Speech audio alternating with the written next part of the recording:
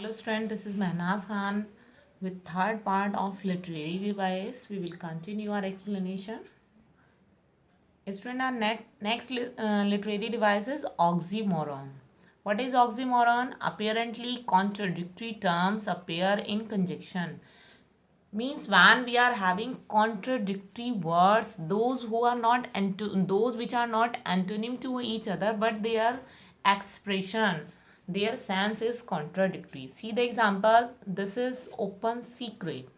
Open is not opposite to secret. What is antonym of open? Close. And what is antonym of secret? Reveal. But the sense of both word is opposite. It is shows that secret is open. This is the difference between antithesis and oxymoron. In antithesis we are having opposite contradictory words, and in oxymorons we are having words which are having contradictory meaning. That is oxymoron. Student, our next literary device is personification.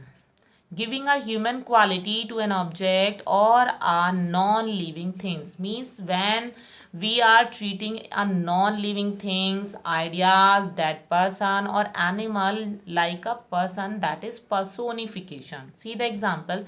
Anxiety is sitting on her face.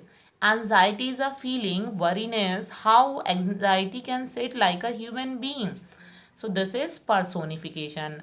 Student, normally we listen that experience is the best teacher. Can experience teach a person in class, teach a student in classroom? No, but we are treating experience as a person. So this is personification. Normally we listen opportunity knock the door but once.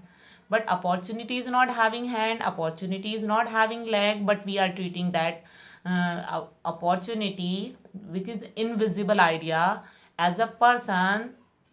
So this is personification literary device.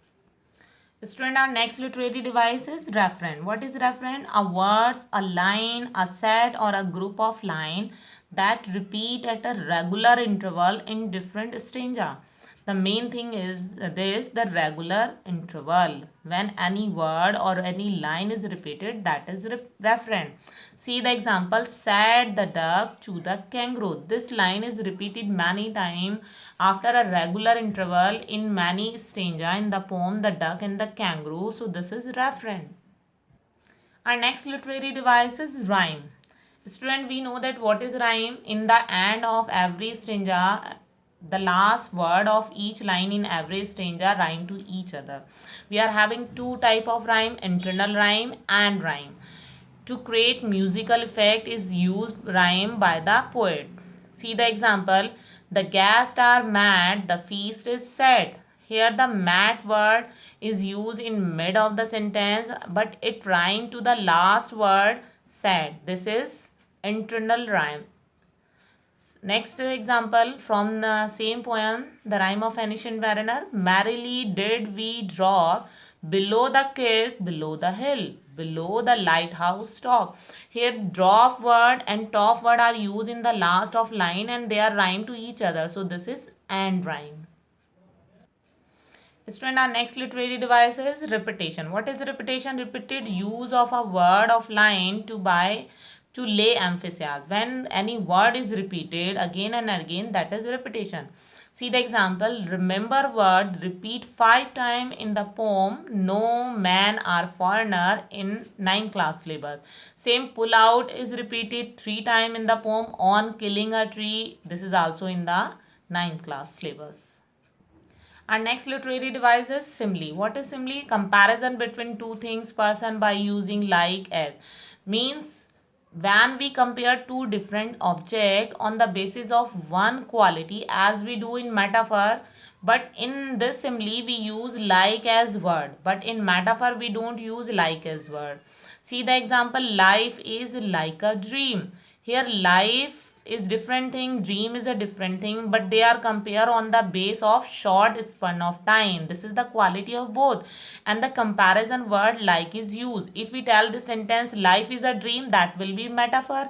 If we are telling that life is like a dream, this is simile.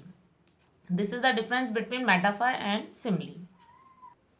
Our next literary device is synecdoche. What is synecdoche? A word or phrase in which a part of something is used to refer to the whole of it. Means when any word is indicating to the whole part, that is synecdoche. See the example. The hand that mocked them and the heart that fed. This is from the poem Ozymandias. Here the poet is saying the hand mock. Hand word is indicated. Hand is indicated to sculptor who made the statue of King Ozymandias. He was mocking. He was laughing on the expression of Ozymandias. And the heart that fed. Whose heart is here? The heart is indicated to Ozymandias. Ozymandias was not happy. He was fed. That expression is shown. This is not the expression of heart. This is the expression of Ozymandias. So hand indicate sculpture. Heart indicate to Ozymandias. So that's why this is synecdoche literary device. Our next literary device is transfer epithet. What is transfer epithet? An adjective used with a noun refer to another noun. Means we are having adjective with which noun it is used. It is not telling the quality of that noun. It indicates the quality of another noun. See the example. Pursuing a stick. How the stick can pursue. This is the example from the snake poem composed by D.H. Lawrence. The person who was having a stick that was pursuing to snake. Next example is strain scented shade. Scented, how the shade can be scented? Scented is the tree who is having flowers. So scented is the quality of, scented is the adjective of tree, and pursuing is the adjective of person. This is transfer epithet. Student, I hope that you have understood all literary device. These are very important literary device. You have to write in your notebook and learn them. Thank you, student. Have a good day. Bye.